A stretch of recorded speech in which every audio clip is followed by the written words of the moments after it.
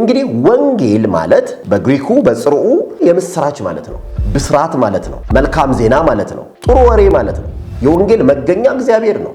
ወንጌል የትኛውም ተቋም አይደለም። የሚገርመው ወንጌል የቤተ ክርስቲያን እንኳን የሆነው የእግዚአብሔር ከመሆኑ የተነሳ ነው። አደራ ተቀባዩ ስለሆነች የቤተ ክርስቲያን ዋናዋ ነገር ሆነ እንጂ ቤተ ክርስቲያን የፈለሰፈችው አይደለም። ሐዋርያት የፈለሰፉት አይደለም። ወንጌል የእግዚአብሔር ነው። እናንተ የዘላለም ሕይወት በመጽሐፍ እንዳላችሁ ይመስላችኋልና እነሱን ትመረምራላችሁ፣ እነሱም ስለኔ የሚመሰክሩ ናቸው ብሏል።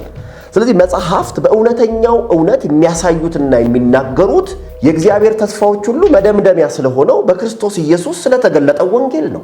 እግዚአብሔር አስቀድሞ በቃል ኪዳን ለንጉሥ ዳዊት በሰጠው ተስፋ መሰረት ንጉሳዊው መሲህ የተቀባው ታዳጊ የሕዝቡ መሪ ይሆን ዘንድ የተጠራበት የመጣበት ያገለገለበት መሲሐዊ ማዕረጋቱ መካከል አንደኛው የዳዊት ልጅ የሚሰኝ ነው። ግን በሥጋ ነው። ከአብና ከመንፈስ ቅዱስ ጋር በክብር የተካከለው የዘላለም አምላክ እሱ የእግዚአብሔር ልጅ ነው። ደግሞ በምህዋሩ ላይ የሚሽከረከር ሳይሆን በወንጌሉ ላይ የወንጌሉ ዋነኛ ማዕከል ነው። ወንጌል ስለ ኢየሱስ ክርስቶስ ነው። ክርስቶስን አዳኙ አድርጎ አንድ አማኝ ጌታው ላይ ያደርግ አይችልም።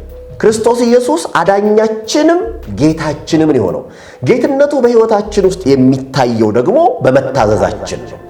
ለእግዚአብሔር ክብር ለሰው ልጆች መታነጽና መዳን ወንጌል ይሰበካል።